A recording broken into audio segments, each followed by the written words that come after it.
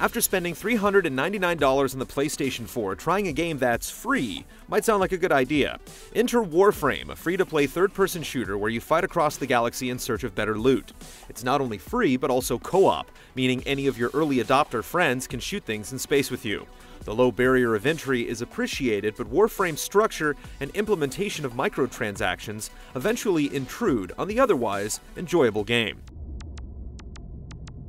The most interesting things about Warframe are, well, the Warframes themselves. Comparable to classes in other games, the Warframe you select dictates the mods you can equip, which are essentially abilities. The aptly named Voltframe, for instance, is focused on electricity and even pulses with small blue bolts of lightning. As you might expect, mods unique to the Volt allow you to shock enemies. It's a lot better than it sounds, and it actually feels surprisingly powerful. One Volt mod lets you hover in the air with outstretched arms, like some sort of deity, as everything in the vicinity is violently electrocuted. Other Warframes are similarly distinct, but newcomers will likely want to get accustomed to things with the agile and well-rounded Excalibur frame. Beyond the basics like jumping and rolling, every Warframe can perform more complex acrobatic actions, such as a knee slide and running across walls. You're a veritable space ninja, bouncing around and thrusting your sword into enemy faces from above.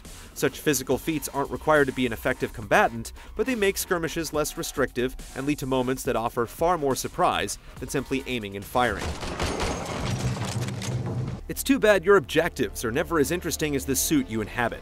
You'll travel to various planets, completing missions and acquiring in-game currency, mods, and materials. It essentially amounts to an endless grind for better loot, and it doesn't take long before missions start to feel the same.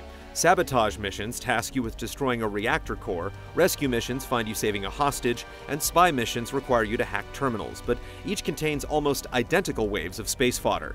These missions blend together so much that it's easy to forget which is which. This feeling of déjà vu extends beyond the mission types. So many rooms are completely barren with seemingly no reason to exist. You'll run into plenty of these rooms as you navigate confusing level layouts, where it's hard to tell one spot from another. Far too often it feels like you're exploring empty space. It's also disappointing how Warframe needlessly drags out crafting. Thankfully, you never need to spend money to progress. Your starting Warframe and weapons work well for a while, and when you finally do need a new weapon, you'll likely have the resources to get it. Even so, you'll want to branch out sooner rather than later because the starting weapons are so basic. If you don't want to part with real cash, you'll need to purchase a weapon blueprint from the marketplace using in-game currency, then travel from planet to planet getting materials, which can take hours. Acquiring new Warframes without spending money is even worse, since each individual part, such as the helmet and chassis, must be assembled before you can build the frame. Once everything is finally collected, a timer starts that has to finish before you can equip what you built. It can be skipped by spending real money, but nothing decimates your will to keep playing like the moment you have the materials for a long sought-after weapon, and then you see a 12-hour timer pop up. With an asking price of nothing, it's not unreasonable that Warframe charges for things, but when the game's main hook is getting more loot, it slowly becomes frustrating running into so many roadblocks. Even with your Warframe's athletic prowess, the Nondescript Missions don't offer enough to put up with the waiting, and there certainly isn't a strong reason to part with a credit card.